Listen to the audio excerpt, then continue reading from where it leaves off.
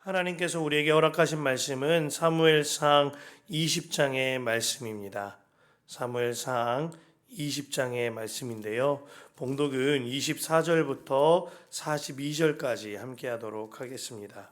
이리하여 다윗은 들녘에 숨어 있었다. 초하루가 되었을 때에 왕이 식사를 하려고 식탁에 앉았다. 왕이 언제나 하듯이 벽을 등진 자리에 앉자 요나단이 왕의 맞은쪽에 앉았고 아브넬은 사울 곁에 앉았다. 사울의 자리는 비어 있었다. 그런데도 그날은 사울이 아무 말도 하지 않았다. 사울은 다윗에게 뜻하지 않은 일이 생겨 몸이 부정을 타서 아직 깨끗하여지지 않았는가 하고 생각하였다. 그런데 초하루가 지난 다음 날 곧 그 이튿날에도 다윗의 자리가 여전히 비어 있는 것을 보고 사울이 자기 아들 요나단에게 물었다. 어째서 이새의 아들이 어제도 오늘도 식사하러 나오지 않느냐? 요나단이 사울에게 대답하였다. 다윗이 저에게 베들레헴에 다녀올 수 있도록 허락하여 달라고 간곡히 요청하였습니다. 자기 집안이 베들레헴 성읍에서 제사를 드리는데 자기 형이 다녀가라고 했다고 하면서 제가 자기를 아낀다면 자기 형을 만나게 해달라고 저에게 간청을 하였습니다. 그래서 그가 지금 임금님의 식탁에 나오지 못했습니다. 사울이 요나단에게 화를 내면서 소리쳤다. 이 폐역무도한 계집의 자식아, 네가 이새의 아들과 단짝이 된 것을 내가 모를 줄 알았더냐. 그런 녀석과 단짝이 되다니 너에게도 부끄러운 일이고 너를 낳은 네 어머니를 발가벗기는 망신이 될 뿐이다. 이새의 아들이 이 세상에 살아있는 한은 너도 안전하지 못하고 너의 나라도 안전하지 못할 줄 알아라. 빨리 가서 그 녀석을 당장 끌어오너라. 그 녀석은 죽어 마땅하다. 요나단이 자기 아버지 사울에게 그가 무슨 못할 일을 하였기에 죽어야 합니까? 하고 항의하니 그 순간 사울이 요나단을 찔러 죽이려고 창을 뽑아 겨냥하였다. 그제서야 요나단은 자기 아버지가 다윗을 죽이려고 단단히 벼르고 있다는 것을 알아차렸다. 요나단도 화가 치밀어 식탁에 일어섰다. 그리고 요나단은 자기 아버지가 다윗을 모욕한 것이 가슴 아파서 그 날의 이틀째가 되던 그 날은 하루 종일 아무것도 먹지 않았다. 그 다음날 아침에 요나단은 어린 종을 하나 데리고 들녘으로 나가서 다윗과 약속한 장소로 갔다. 거기에서 요나단은 자기가 데리고 온 어린 종에게 너는 막 달려가서 내가 지금 쏘는 화살을 주워오너라 하고 시켰다. 어린 종이 달려가자 요나단은 그의 머리 위로 화살을 쏘았다. 요나단이 쏜 화살이 떨어진 그곳으로 그 어린 종이 달려가자 요나단이 그의 뒤에 대고 소리쳤다. 아직도 덜 갔다. 화살이 더 먼 곳에 있지 않느냐. 요나단이 그 소년의 뒤에다 대고 계속 소리 질렀다. 빨리 더 서 있지 말고 빨리 달려. 요나단의 어린 종은 화살을 주워 가다가 자기 상전에게 바쳤다. 그러나 그 어린 종은 아무것도 눈치채지 못했다. 요나단과 다윗만이 그 일을 알았다. 그런 다음에 요나단은 데리고 왔던 그 어린 종에게 자기의 무기를 주면서 그것을 들고 성읍 안으로 들어가라고 말하였다. 그 어린 종이 성읍 안으로 들어가니 다윗이 그 숨어있던 바위 곁에서 일어나 얼굴을 땅에 대면서 3번 큰절을 하였다. 그리고 그들은 서로 끌어안고 함께 울었는데 다윗이 서럽게 울었다. 그러자 다윗이 더 서럽게 울었다. 그러자 요나단이 다윗에게 말하였다. 잘 가게 우리가 서로 주님의 이름을 걸고 맹세한 것은 잊지 않도록 하세. 주님께서 나와 자네 사이에서 뿐만이 아니라 나의 자손과 자네 자손 사이에서도 길이길이 그 증인이 되실 걸세. 다윗은 일어나 길을 떠났고 요나단은 성 안으로 들어갔다. 아멘. 하나님의 말씀입니다. 주님 안에 참 좋은 목요일입니다. 우리가 성전 기도가 이어지고 있거니와 333 프로젝트 함께 계속 이어지고 있습니다. 오늘 함께 읽은 성경을 새벽이 맞춰지고 그리고 하루를 살아가시는 동안 3장 읽어보시는 겁니다. 3번 읽으시는 거죠. 그를 통하여 말씀 통독과 또한 성경 묵상과 말씀 기도의 은혜가 넘치시기를 바랍니다. 로마서 12장 15절 말씀에요. 즐거워하는 자들과 함께 즐거워하고 우는 자들과 함께 울라고 하였습니다. 서로의 기쁨과 그리고 슬픔까지도 눈물까지도 공유하라는 거예요. 이것이 우리 교회가 교우들을 비롯하여 이웃들과 함께 해야 할 일인 거죠.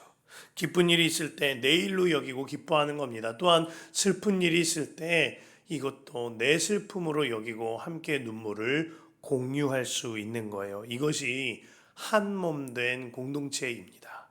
그 예수님의 사람 제자 훈련의 한 질문 중에 여러분들은 여러분들이 완전히 망하게 되었을 때 당장에 내가 망한 것을 말하고 또 그 집에 들어가 얼마 동안 신세를 질 수 있을 만한 성도가 있습니까? 라는 질문이 있어요. 참 특별하죠.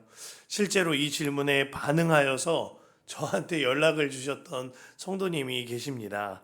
제가 온라인 교회를 섬길 때였는데 그가 정말 완전히 망한 거는 아니었어요. 사우디에서 이제 사우디 왕립대에서 박사학위 중에 있는 성도님과 그 아내분이셨는데 갑작스럽게 한국에 있는 두 가정의 부모님이 큰 어려움을 겪게 되신 겁니다. 말 못할 어려운 일들이 생기면서 한국에 들어와야만 하는 시간이 생긴 거죠. 저희 부부가 그 성도님을 10주간 양육하고 제자훈련을 섬겨드렸었는데 갑자기 입국해야 하는 일정이 생기자 이 질문이 생각이 나더랍니다. 갑자기 망했을 때 신세질 만한 사람이 있느냐? 본인이 끄덕여지더래요.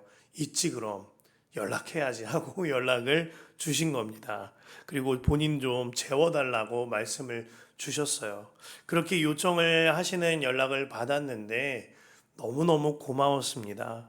그의 어려움도 알고 있거니와 부모님과 가정의 어려움도 또 속편하게 나눠주는 것도 고마운데 직접 신세까지 지겠다고 표현하시면서 우리 집에 들어오시겠다고 하니까 너무나 고맙고 귀하게 여겨졌습니다. 그리고 며칠 함께 지냈던 기억이 나요. 대부분 성도님들이요, 내가 망하고 내가 실패한 이야기나 또 빚더미에 오르게 된 일이나 어떠한 어려움들을 이야기하거나 성도들에게 나누기를 꺼려 합니다. 교우들에게 말했다가는 하여간 불이 번져나가듯 퍼질 것을 알기 때문에 이것만은 비밀이라고 이렇게 하시는 경우가 많죠. 그로 인하여 부끄러워하고 드러내고 싶지를 않아 하는 거예요. 하지만 이것은 예수님이 말씀하신 그리고 성경에서 말하고 있는 아름다운 주님 안에 있는 공동체가 아닙니다. 예수님 안에서 한 몸 된 공동체는 함께 울고 함께 웃는 공동체입니다. 그의 아픔이 내 아픔이 되어지고 그의 힘듦과 그의 문제가 바로 내 것이 되어지는 거예요. 그래서 그가 어떠한 반짝이는 현상이나 체험을 바라지 않고 오직 주님만 바라보며 믿음의 분투를 해 나아가고 그 승리를 해 나아갈 때 함께 웃는 것이죠. 이것이 주님 안에 한 몸 된 공동체인 겁니다. 오늘 다윗과 요나단이 그런 공동체를 이룬 자들이었던 거예요. 사울의 위협으로부터 도망친 다윗은 요나단에게 모든 일을 하소연하고 털어놓습니다. 그리고 다윗이 도망칠 수 있도록 요나단에게 다윗이 도움을 요청하고 있죠. 이 관계가 참 귀한 거예요.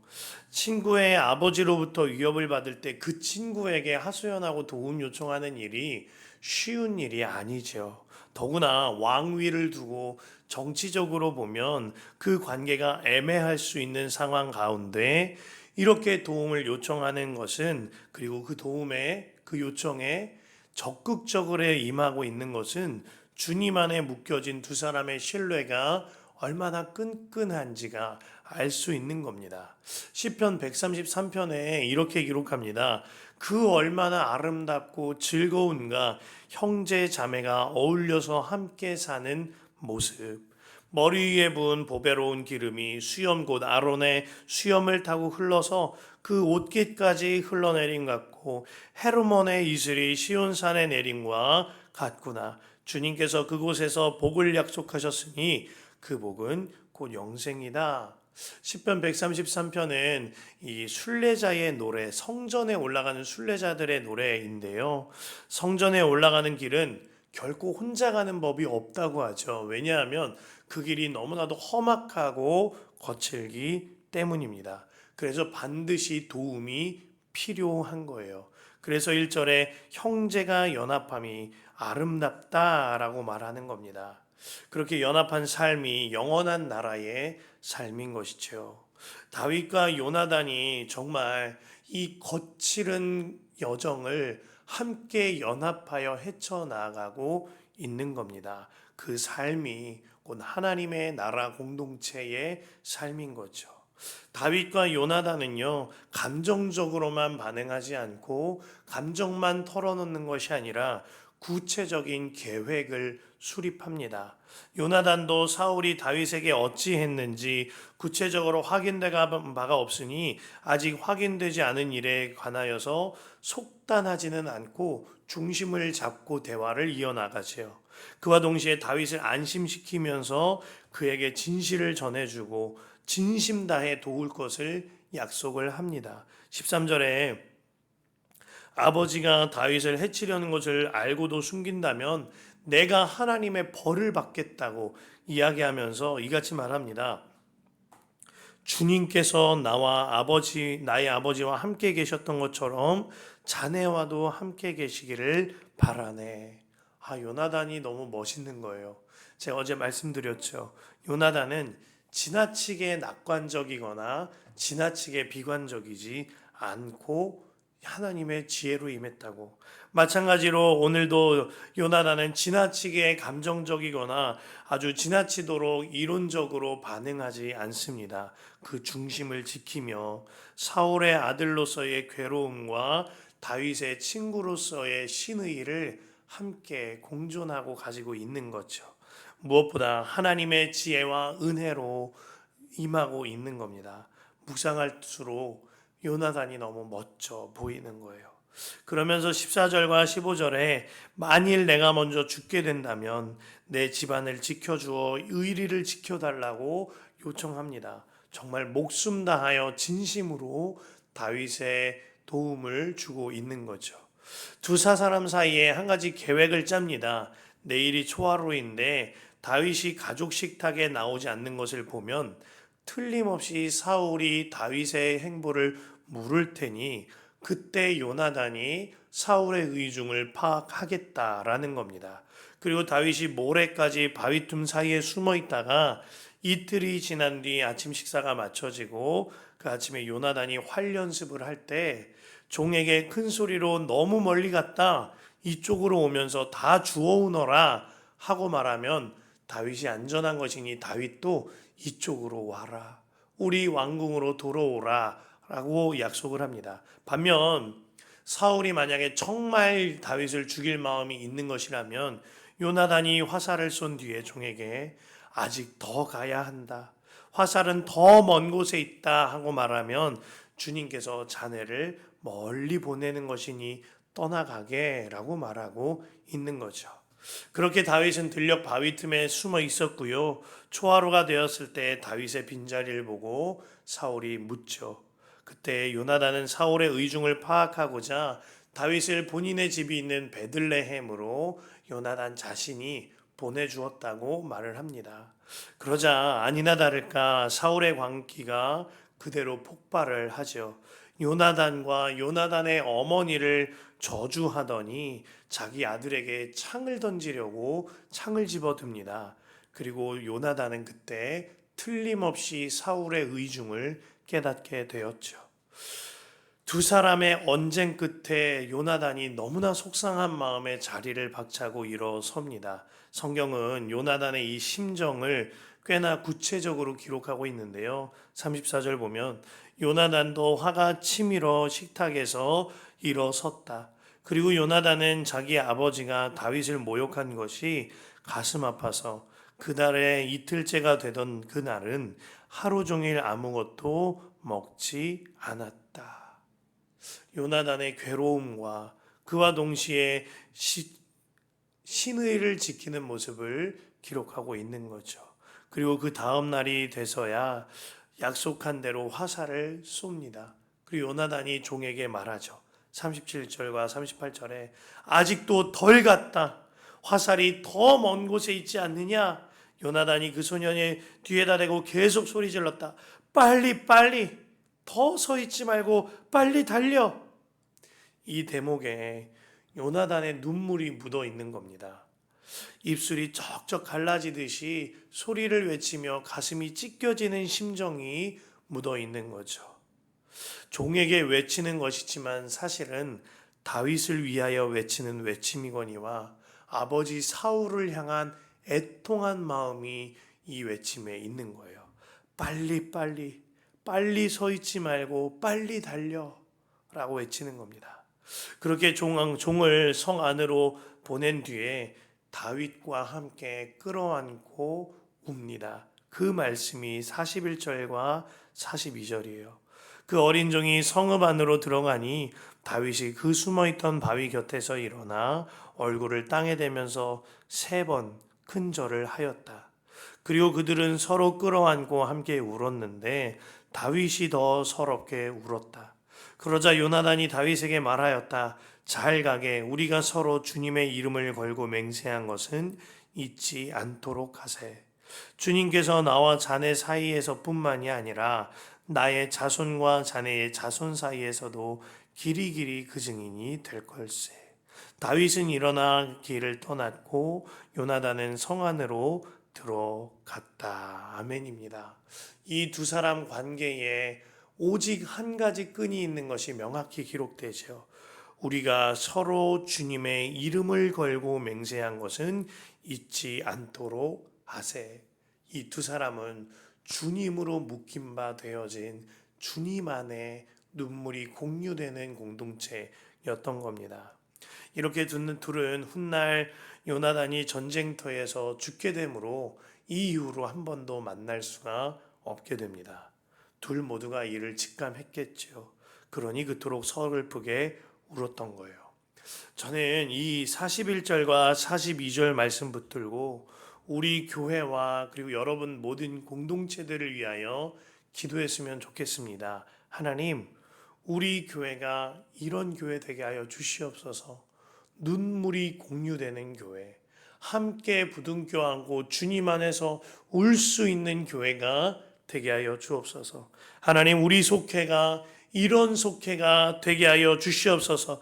또한 우리가 파송한 선교사님에 관하여서 우리가 함께하는 교우들을 위하여서 이처럼 함께 우는 사람, 함께 우는 공동체 되게 하여 주시옵소서. 제자훈련 반원들 가운데에 서로 함께 우는 역사가 있게 하여 주옵소서. 저도 이와 같이 말씀 붙들고 기도하게 되어졌습니다. 어느 선교사님께서 큰 교회의 목회자를 찾아와 면담을 요청하시더랍니다. 이런 경우는 대부분 도움을 요청하거나 이제 기도 제목을 나누지만 사실은 도움을 요청하는 경우가 많았다 그래요. 그래서 그 목사님께서도 조금은 마음에 무거운 마음이 있었는데 찾아온 선교사님이 그런 말씀하시더랍니다. 목사님, 저는 후원을 부탁하려는 것이 아닙니다. 그러면 기도를 부탁하시겠지 하는 마음이 있는데 또 그러시더래요. 기도를 부탁하고자 하는 것도 아닙니다. 다만 이 교회가 저희 교회에서 파송한 선교사의 편이 되어 주시기를 부탁드리는 것입니다. 이런 말씀을 하시더래요. 그러면서 말씀을 이어가시기를 대부분 선교사들은 현지에서 외로운 일을 당할 때가 많습니다.